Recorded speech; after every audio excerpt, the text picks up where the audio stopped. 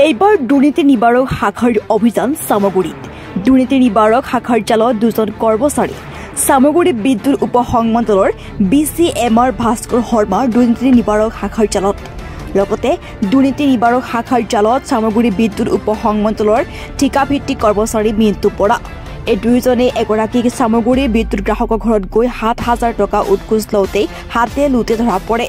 গ্ৰাহকজনৰ ঘৰত চুৰিকৈ বিদ্যুৎ সংযোগ থকাৰ অজুহাত দেখুৱাই এই ধন দাবী কৰি আহিছিল আজিও ধন লওঁতে ধৰা পৰিল দুইজন বৰ্তমানেও আৰক্ষী আৰু দুৰ্নীতি নিবাৰকৰ দলে সামগুৰি পৰিদৰ্শন বাংলাত জেৰা অব্যাহত ৰাখিছে দুইজন কৰ্মচাৰীক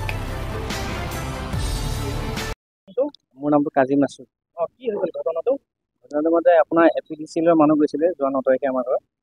গৈ লৈ পেলাই ঘৰত মানে কোনো নাছিল মতা মানুহ মাইকী মানুহ এজনী আছিলে তেওঁ ঘৰত গৈ পেলাই ভিতৰত সোমাই লাইনটো চেক কৰি আহিলে আহি পেলাই মাইকী মানুহক ক'লে এইটো লাইনটো বাইপাছ হৈ আছে ফাইন ভৰিব লাগিব ৰিচিপ্ট এখন দি দিম তেনেকৈ কৈ গুচি গ'ল ৰাতি ৭টামান বজাত ফোন কৰিছে মোক লাইনমেনজনে ফোন কৰিছে কৈছে ইঞ্জিনিয়াৰ ছাৰ আপোনালোকৰ ঘৰত গৈছিলে আপোনাৰ ঘৰত লাইনটো বাইপাছ হৈ আছে তো ইঞ্জিনিয়াৰ ছাৰে ৩৫,০০০ টকা ফাইন দিব দিছে আপুনি এইটো এপিডিচিএল অফিচত আহি পেলাই ফাইনটো পে' কৰিব লাগিব আৰু যদি আপুনি ভাবে যে এইটো আনঅফিচিয়েলি কৰিব তেতিয়াহ'লে ছাৰৰ লগত মই কথা পাতিব পাৰোঁ তাৰপিছত মই বোলো আনঅফিচিয়েলি মানে কেনেকৈ কৈছে ছাৰক কিবা এটা দি পেলাই মিলাব লাগিব বাহিৰত তাৰপিছত মই ক'লোঁ ঠিক আছে আপুনি কথা পাতকচোন তেতিয়া ইঞ্জিনিয়াৰ ছাৰৰ লগত কথা পাতি ইঞ্জিনিয়াৰ হয় নেকি এজন তেওঁৰ লগত কথা পাতি পেলাই ক'লে যে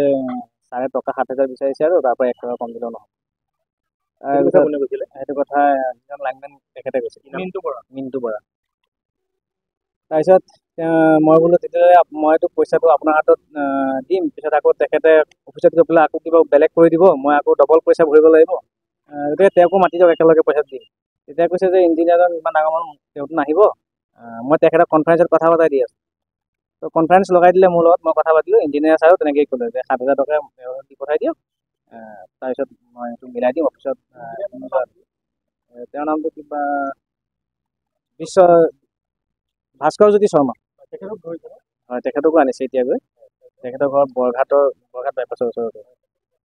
তাৰপিছত সেয়া ৰেকৰ্ডিংখিনি মই লৈ পেলাই CM ভিজিলেন্সৰ নাম্বাৰ আছিলে মোৰ তাত আমাৰ তো মই লগে লগে CM ভিজিলেন্সৰ SP মেমৰ লগত কথা পাতিলোঁ তেওঁলোকে মোক সহায় দিছে আৰু তেওঁলোকৰ নাই দুইজনকে বেলেগ বেলেগ জেগাৰ পৰা ধৰিছিল প্ৰথম ধৰিছিল লাইনমেনজনক তেখেত মোৰ ঘৰত যেতিয়া পইচা নিব আহিছে পইচা নিব অহাৰ সময়তে তেখেতক হাতে লুটে এজন মিণ্টু বৰা বুলি কয় এজন লাইনমেন